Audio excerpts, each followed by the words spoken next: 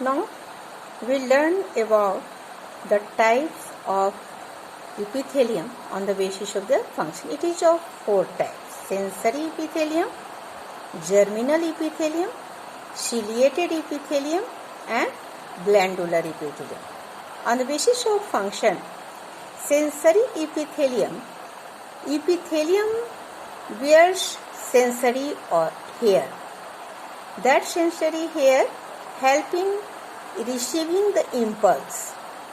That sensory epithelium found in our nasal epithelium in nose that catch the smell impulse, and our tongue that help in receiving taste impulse. As sensory epithelium receive impulse and transmit to our sensory organs to the brain, where we decide what is the sensation.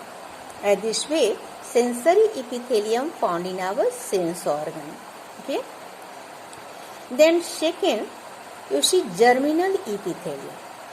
Germinal epithelium, that is on the word germination, means production. The organs where gamete produced, their epithelium present called germinal epithelium. As for example, in our ovary and testes, gamete producing organs have germinal epithelium, and this epithelium produced by division. So they are called germinal epithelium. Okay. Then third, you see ciliated epithelium. When epithelium have some cilia, some columnar epithelium have hair-like structure, cilia, that help in movement by ciliary movement, that present in our those organs where movement required, or as for example our windpipe and oviduct. In the windpipe nasal tract, ciliated epithelium help in movement of airs, and in oviduct this ciliated epithelium help in movement of allowing the movement of eggs. Then fourth type is glandular epithelium. As per the name, they help in secretion the chemicals.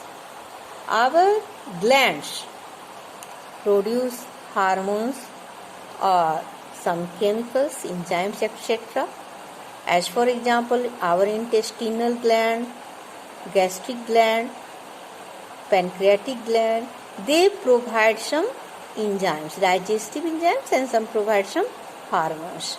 These all secreted by a special epithelium that is called glandular epithelium. This way we find on the basis of epithelium, it is of 4: sensory epithelium, germinal epithelium, ciliated epithelium, and glandular epithelium. Now we study about the function of this epithelium. Here in this picture you see the location of epithelium tissue that you find in outer squamous, where epithelium just near connective tissue, then muscular tissue, and in all nerve tissue is found. Then commonly the function of all epithelium first is protection, that it helps protect the body from drying up and entry of microbes, chemicals, and injury. Then second function is absorption. Intestinal epithelium is specialized for absorption by making villi to extend the surface area. Then third function is excretion. This epithelium lining help in excrete out. As for example, in uriniferous tubules, it helps in ultrafiltration, secretion, takes part in ultrafiltration, secretion, reabsorption to produce urine. That is the function of epithelium. Then fourth, exchange of gases. That epithelium in air sacs, in lungs, it helps in exchange of gases by diffusion method. Then movement, epithelia having cilia help in movement. Various types of material, dust particles, mucus, ovum, etc. Then secretion, the glandular epithelium produce secretion as you see tears, mucus, gastric juice, intestinal juice, they all secrete some chemicals. Then germinal epithelium, it produce gamete, male gamete and female gamete, and sensation function is of sensory epithelium, specialized in our sensory organ that receive sensation and send to our brain.